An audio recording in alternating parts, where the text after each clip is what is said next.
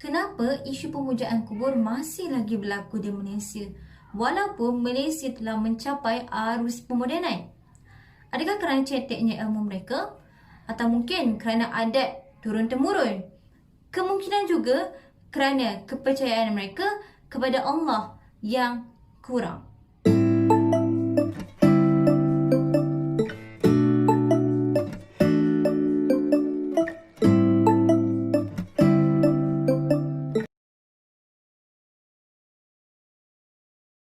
Seringkali kita mendengar isu pemujaan kubur ini berkaitan dengan aktiviti kepercayaan khurafat sama ada melibatkan individu maupun sekelompok masyarakat yang mengadakan ritual, khususnya di tempat kubur yang terbiar lama dan juga di mana tempat-tempat orang soleh disemadikan.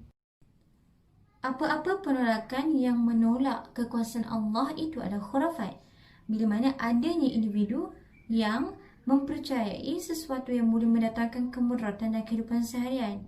Dan syirik pula ialah berkaitan dengan perbuatan seseorang yang melibatkan akidahnya dan adanya unsur-unsur yang menduakan Allah. Sungguh, pemujaan kubur amatlah ditegah dan dilarang dalam Islam.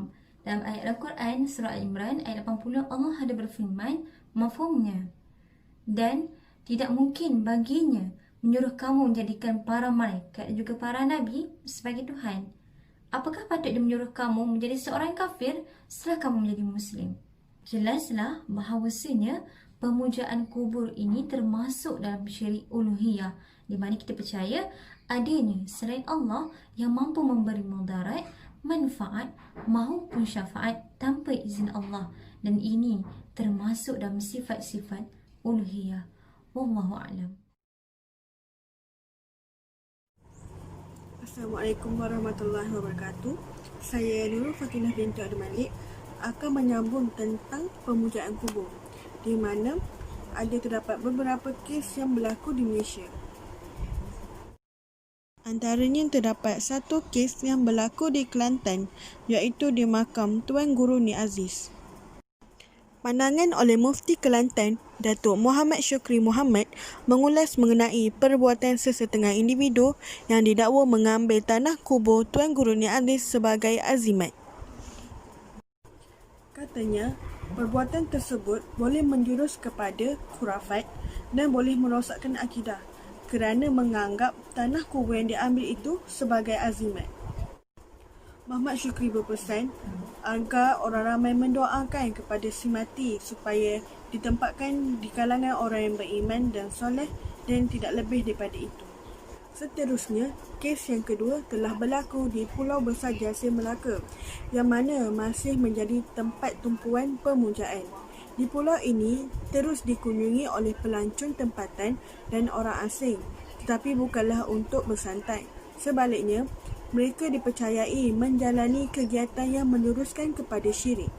Antara pengunjung yang datang, mereka mengambil air perigi yang bersebelahan kawasan kubur Sultan Al-Arifin Syekh Ismail.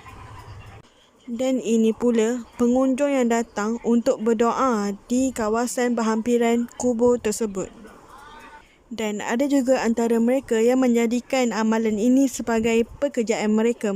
Dan ini adalah antara upah yang diberikan kepada pembaca doa yang dipercayai menunaikan hajat, sering berlaku kepada orang Islam dan bukan Islam ketika tinjauan di kawasan Pulau Besar Melaka.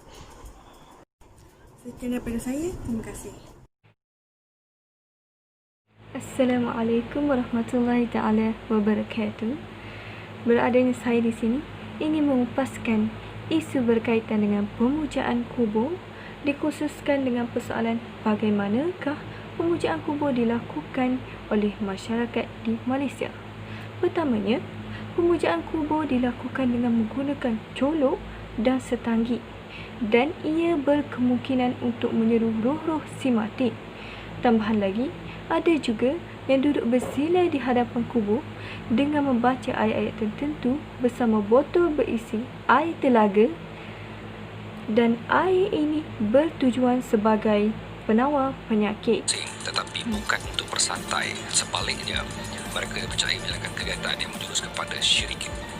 Mereka dikatakan menjadikan pulau seluas 109.1 hektar itu sebagai tempat mencuba nasib, meminta doa dengan tertentu, pertapaan dan ritual yang menyesatkan. Seterusnya, terdapat juga cara memuja kubur untuk mendapatkan nombor ramalan 4 ekor.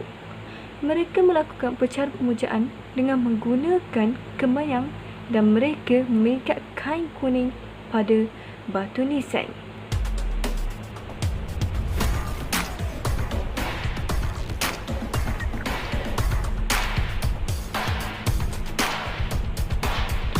Di samping itu, pemujaan juga dilakukan dengan meletak bunga-bunga di atas kubur dan meletakkan pulut di samping kubur. Kesimpulannya, cara pemujaan kubur dilakukan sedikit berbeza mengikut keinginan dan tujuannya, tetapi kebanyakannya masih sama. Sekian daripada saya. Assalamualaikum warahmatullahi wabarakatuh. Nama saya Ilham Syatirah binti Muhammad Nazli, nombor matrik 1180348. Kegiatan pemujaan kubur untuk mendapatkan kepentingan diri seperti nombor ekor telah lama wujud yang meliputi semua bangsa, termasuklah bangsa kita sendiri, bangsa Melayu. Amalan ini jelas menyesatkan akidah, di mana ianya boleh membawa kepada perbuatan syirik. Golongan jin dan syaitan dipuja agar dapat membantu manusia. Pelbagai cara dan barangan digunakan untuk mendapatkan apa yang dihajati. Kita sebagai umat Islam perlulah meletakkan sepenuh pengharapan kepada Allah Subhanahu Wa Taala. Pemujaan ini menyebabkan jin dan syaitan berasa bongkak kerana manusia memerlukan bantuan mereka. Di sini golongan jin akan terus menyesatkan akidah manusia, mengiktikadkan, iaitu meyakini bahawa manusia itu mengetahui perkara ghaib. Hasil dari komunikasi dengan jin adalah berdosa, sesat dan bertentangan dengan akidah Islam yang sebenar. Pengetahuan mengenai yang ghaib itu hanya urusan Allah Subhanahu Wa Taala semata-mata. Rasulullah SAW pernah ditanya tentang bomoh-bomoh. Jawab baginda, mereka tidak apa-apa. Sahabat bertanya lagi, ya Rasulullah, mereka mengatakan sesuatu yang kemudian berlaku sesuai dengan apa yang mereka katakan.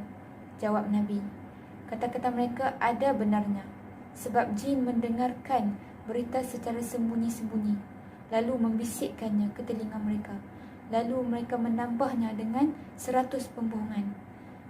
Hadis riwayat Bukhari, Muslim dan Ahmad.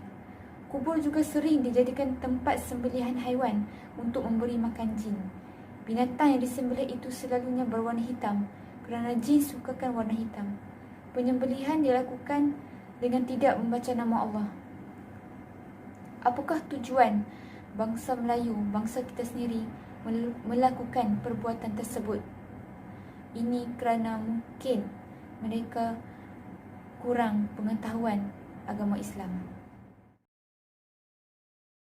Kisah pemujaan terhadap akidah. Masyarakat masa kini merupakan golongan yang mudah terpengaruh kerana mereka masih berada dalam proses pembelajaran. Hal ini sangat membimbangkan kerana kebanyakannya masyarakat yang terlibat adalah masyarakat Melayu dan beragama Islam. Hal ini boleh menyempitkan fikiran dan mengancam akidah generasi muda dan kanak-kanak terutamanya. Perasaan takut mereka ini dibangi kerana mereka lebih mempercayai kuasa lain daripada kebesaran Allah SWT.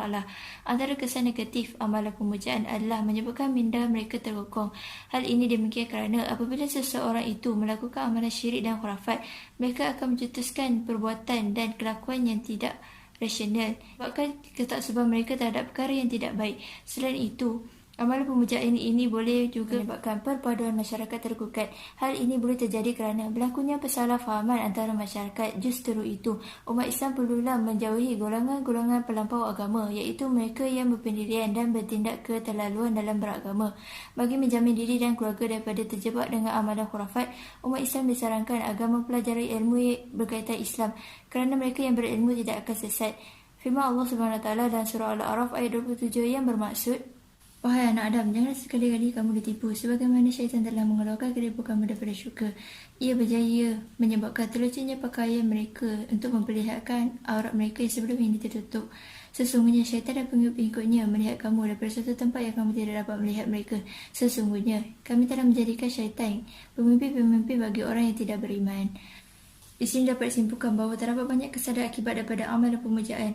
Oleh itu, perkara ini perlulah dipandang berat oleh pihak berkuasa, masyarakat dan setiap individu, terutamanya yang beragama Islam. Hal ini demikian kerana amalan yang berunsur khurafat ini perlulah ditapis dan dikawal bagi menjamin keselamatan dan imej umat Islam terjamin. Terdapat banyak langkah yang diambil oleh pelbagai pihak dalam menangani isu pemujaan kubur yang terdapat di Malaysia. Antara langkah yang saya akan kongsikan dalam video ini, yang pertama ialah mengenakan tindakan undang-undang. Sebagai contoh, Kerajaan Negeri Melaka telah memberi amaran keras terhadap individu yang masih berani melakukan aktiviti khurafat di kawasan Pulau Besar Melaka. Tindakan undang-undang tersebut adalah mengikut Seksyen 36 Enactment Pentadbiran Agama Islam Negeri Melaka 2002. Langkah yang kedua ialah memindahkan kubur. Pada tahun 2017, Majlis Agama Islam Melaka (MAIM) telah mengambil inisiatif memindahkan kubur lama iaitu Makam Nik Dayang ke tanah perkuburan yang baru. Ia bertujuan untuk mengelakkan aktiviti khurafat atau pemujaan kubur berlaku di situ. Langkah terakhir yang saya akan kongsikan dalam video ini ialah menjaga kubur dan kawasan sekitarnya. Kerajaan Melaka sekali lagi telah mengambil langkah dengan membentuk satu unit khas di Pulau Besar Melaka bagi menjaga dan membendung aktiviti khurafat di kawasan itu. Jadi, itu antara 3 langkah utama yang saya kongsikan dalam video ini. Secara kesimpulannya, segala bentuk azimat dan khurafat sama ada berbentuk kepercayaan ataupun amalan boleh membawa kepada kesyirikan dan bertentangan dengan akidah dan syariat Islam. Dalam konteks ini, pemujaan kubur merupakan salah satu bentuk khurafat yang sering diamalkan oleh segelintir masyarakat Islam yang kurang pendidikan agama. Firman Allah Subhanahu wa taala, A'udzubillahi minasyaitonirrajim. Inna Allah la yaghfiru an yushraka bihi wa yaghfiru ma duna dhalika liman yasha. Wa man yushrik billahi faqad iftara ithman 'azima. Surah An-Nisa ayat 48. Yang bermaksud, sesungguhnya Allah tidak akan mengampunkan dosa syirik yang mempersekutukannya dan akan mengampunkan dosa yang lain bagi sesiapa yang dikehendakinya. Dan sesiapa yang mempersekutukan dengan sesuatu yang lain, maka sesungguhnya dia telah melakukan dosa yang besar. Sebagai umat Islam yang mukallaf, kita seharusnya mencuba menghindari diri daripada melakukan dosa, sama ada dosa kecil maupun dosa besar.